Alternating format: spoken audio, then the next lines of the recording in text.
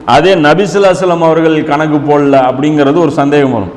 அது ஏன் போடல அப்படிங்கிறது நபி ஸல்லல்லாஹு அலைஹி வஸல்லம் அவர்களே சொல்றாங்க. என்ன சொல்றாங்கன்னு பார்த்தீங்கன்னா, நாம் எழுத படிக்க தெரியாத சமுதாயம், அதே மாதிரி எழுதுவதை நாம் அறிய மாட்டோம். ரசூலுல்லாஹ் சொல்றாங்க. சமுதாயத்துடைய ஒட்டுமொத்த மெஜாரிட்டி மக்களுடைய நிலையை சொல்றாங்க. எழுத தெரிஞ்ச உமர் ரலியல்லாஹு அன்ஹு, அலி ரலியல்லாஹு அன்ஹு மாதிரியான ஆட்களும் இருந்தாலும் மெஜாரிட்டி லெவலில் வந்து நபி ஸல்லல்லாஹு அலைஹி வஸல்லம் வந்து சொல்றாங்க, நாம் எழுத படிக்க தெரியாத சமுதாயமாகவும் எழுதுவதை அறிய மாட்டோம், நட்சத்திர கணிதத்தையும் நாம் அறிய மாட்டோம், மாதம் என்பது இப்படியும் அப்படியும் இருக்கும், அதாவது சில வேளை 29 சில வேளை 30 நாட்களாகவும் இருக்கும் அப்படின்னு சொல்லி சொல்கிறாங்க. இது புகாரியில் 1913 ஹதீஸ். இது ஏன் நபி ஸல்லல்லாஹு அலைஹி வஸல்லம் பயன்படுத்துகிறாங்கன்னு பார்த்தீங்கன்னா, நான் தான் சொன்னேன்ல, பிறையுடைய அந்த வடிவங்கள் டெய்லி நம்ம பார்த்துட்டே வரணும் அப்படின்னு. இப்போ உதாரணத்துக்கு நபி ஸல்லல்லாஹு அலைஹி வஸல்லம் உடைய வாழ்க்கையிலே பார்த்தீங்கன்னா ஒரு காலகட்டம் வந்தது. எப்படின்னா, ஒரு வெள்ளிக்கிழமை ஒன்று ஒரு நபித்தோழர் வந்து துவா கேட்க சொல்லுவாங்க. அல்லாஹ்வுடைய தூதரே எங்களுக்கு வந்து துவா செய்யுங்க, மழையே பெய்ய மாட்டேங்குதுன்ட்டு.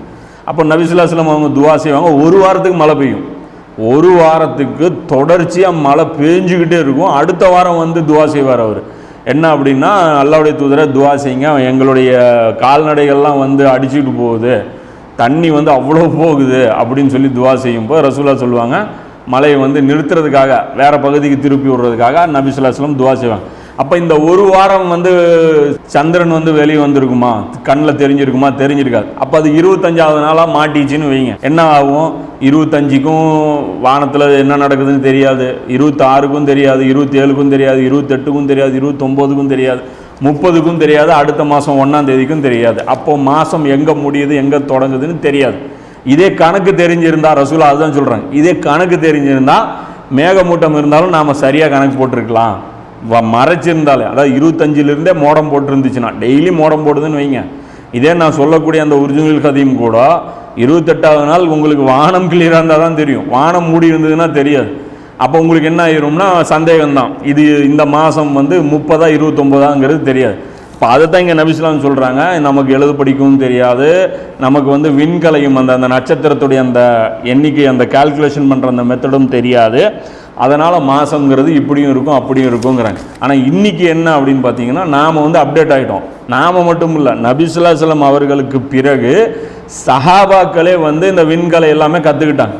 எந்த அளவுக்குன்னு பார்த்தீங்கன்னா, உமர் ரலியல்லாஹு காலகட்டத்தில் தான் கேலண்டர் முதல்ல அறிமுகப்படுத்தப்படுது.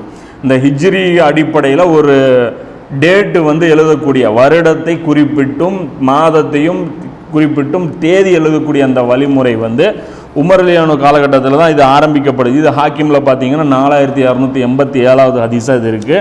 சயீத் பின் முஸையப் ரலியல்லாஹு அன்ஹு அவங்க அறிவிக்கக்கூடிய ஹதீஸு.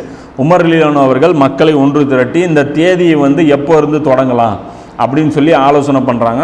அதில் அலி ரலியல்லாஹுடைய அந்த யோசனை என்ன அப்படின்னா, ஹிஜ்ரத்திலிருந்து கணக்கு வைங்க அப்படின்னு.